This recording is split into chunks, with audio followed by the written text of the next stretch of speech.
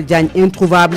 Il est activement recherché. Sa maison a été fouillée. Son épouse arrêtée. Cette dernière serait gérante de l'une des sociétés visées par le rapport de la CENTIF. Nous allons également parler de l'audit des finances publiques au Sénégal qui avait révélé des irrégularités importantes dans la gestion des finances publiques sous la présidence de Macky Sall. 3 ex-ministres, à savoir Abdoulaye Daouda Diallo, Birima Mangara et Amadou Ba, sont visés par une enquête pour des faits de corruption et de mauvaise gestion des affaires publiques. Et puis l'ancien président de la République, Macky Sall, a lancé hier à New York son livre. La vision de l'ancien président sénégalais ne se limite plus au Sénégal. Il semble que sa vision dépasse nos frontières pour s'étendre sur le continent, d'où le titre de son nouvel ouvrage, L'Afrique au cœur. Vous aurez une réflexion de Birima Kamara dans ce journal. Et puis l'Inter, le sport et la revue de la presse mettront un terme à ce journal.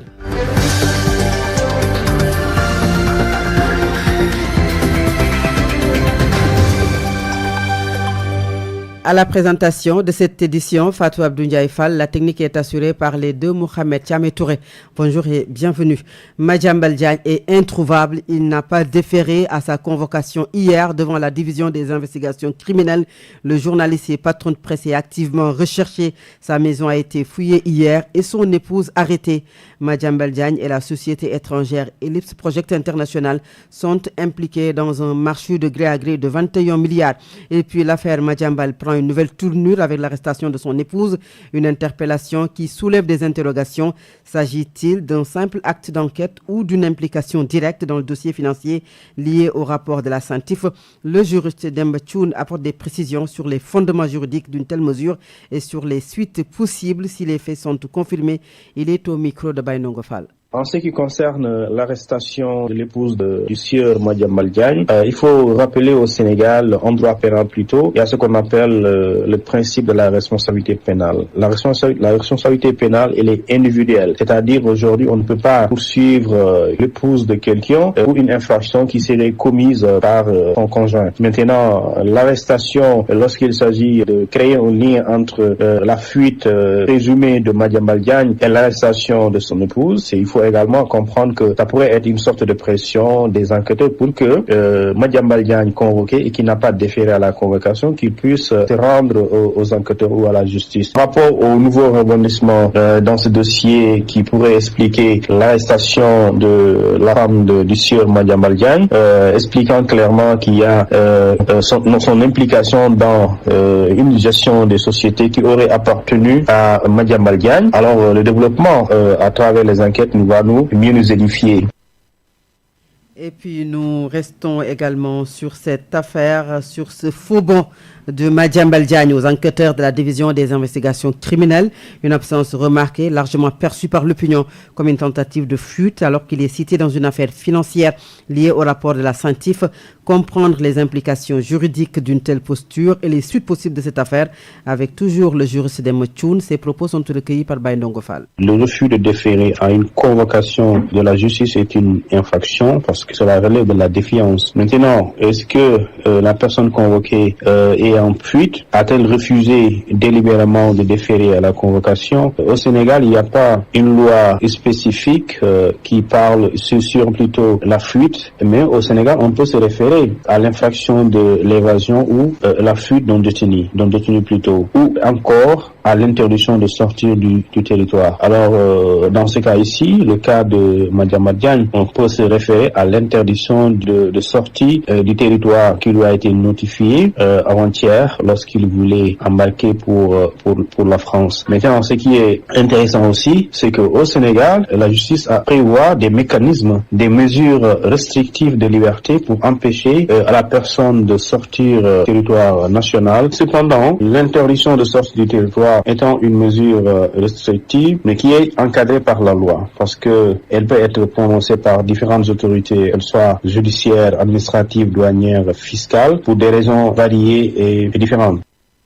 Justice toujours, un audit des finances publiques au Sénégal a révélé des irrégularités importantes dans la gestion des finances publiques sous la présidence de Macky Sall.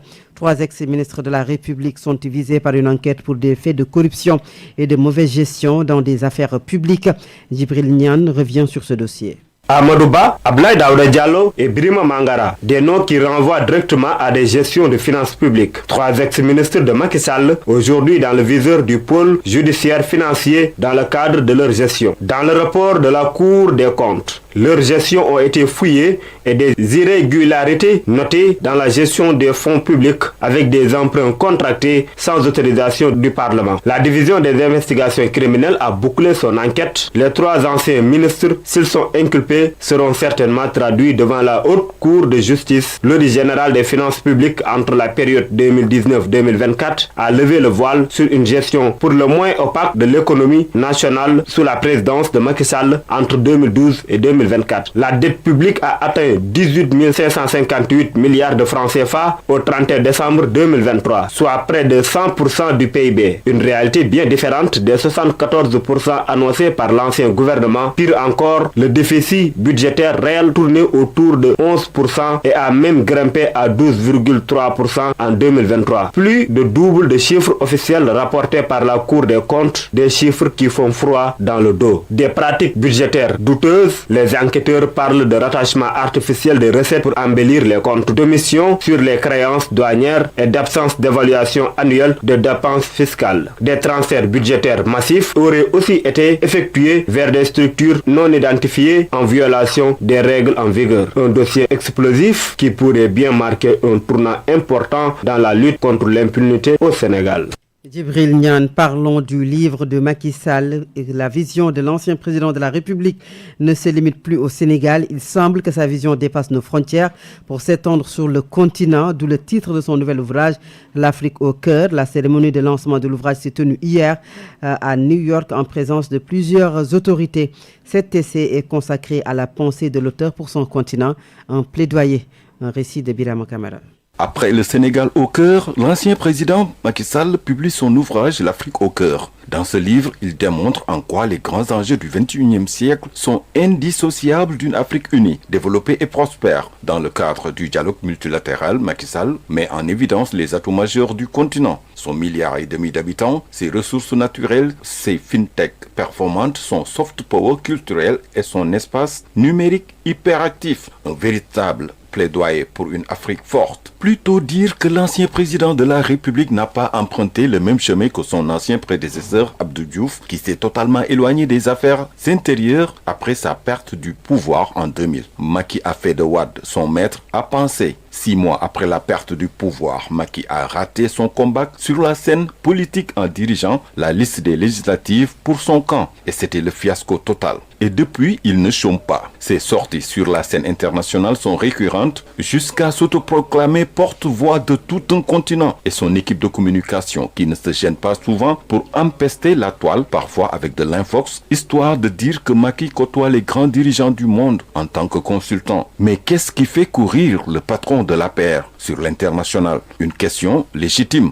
C'est la mélancolie, la peur de se faire oublier ou la crainte d'être traduit devant la haute cour de justice pour haute trahison ou même devant la CPI pour crimes de sang ou les crimes de torture durant son règne. Entre autres faits et gestes, il y a eu d'abord le Sénégal au cœur, sorti à la veille de la présidentielle de 2019 et pour l'auteur, c'était un moyen de se faire connaître des Sénégalais. Malheureusement, le buzz de ce livre s'est focalisé sur la bande à Sandrine ou ses origines guerrières ou le chapitre Moi, Nyangal Sall. Sans oublier la parenthèse de son fils Amadou, nourrisson intraitable. Macky Sall a-t-il vraiment la fibre littéraire? Une autre question à se poser. Mais qu'a-t-il donc à vouloir écrire des livres et espérer qu'on dise de lui écrivain ou penseur? Variablement, on peut comprendre que l'auteur des ouvrages Le Sénégal au cœur et L'Afrique au cœur ait été tenté par des sièges plus doués sur l'international avec confort exceptionnel comme le poste de secrétaire général des Nations Unies ou même de la francophonie. Moyen de rebondir sur la scène internationale et d'avoir une immunité. L'écriture est un puissant moyen de se libérer car elle permet d'extérioriser les émotions, de réduire la charge mentale et de prendre du recul des expériences vécues.